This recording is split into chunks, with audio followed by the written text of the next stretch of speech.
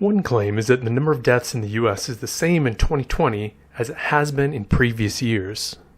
Therefore, the danger of the coronavirus is being exaggerated and overblown by the media.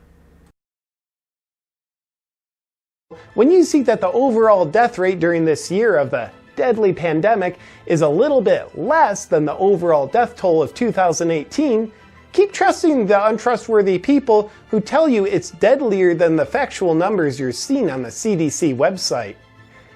You're being gaslit. So what's wrong with this claim? They get the numbers wrong.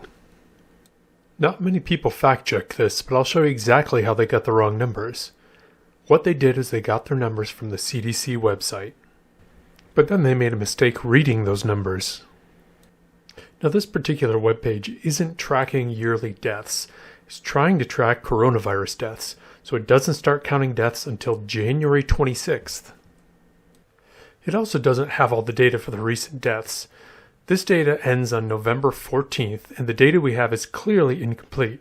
Deaths in the US didn't drop from 54,000 per week down to 6,000 per week in the beginning of November. And if you go out to the CDC webpage right now and look up those same weeks, the numbers have been updated. Now November 16th is the 321st day of the year, so they extrapolated out and came up with a calculation something like this. But the number of days and the number of deaths are wrong, so here's what the updated numbers look like.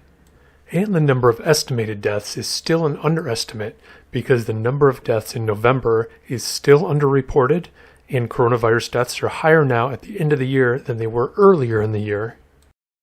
JP makes the exact same mistake using the CDC data.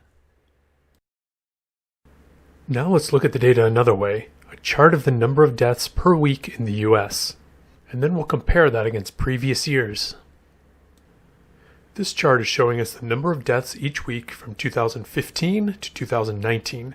They generally range from about 50,000 deaths per week in the summer to 65,000 deaths per week in the winter.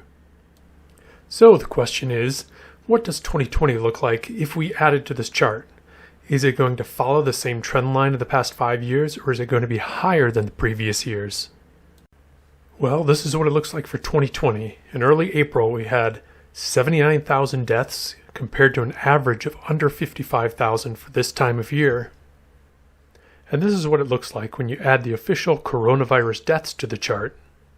Just for comparison to other causes of death, we can see that coronavirus became the #1 cause of death for a few weeks in the US in April. And we can see the same pattern of excess deaths compared to previous years in other locations. I know some people are going to look at this and say, deaths increase every year in the US, and the 2020 increase is just a result of an older population. Well, if this chart didn't make them rethink that, I've also included year-over-year deaths showing that something bigger is happening in 2020. And of course, feel free to share this video with anyone out there that is questioning the reality of COVID-19.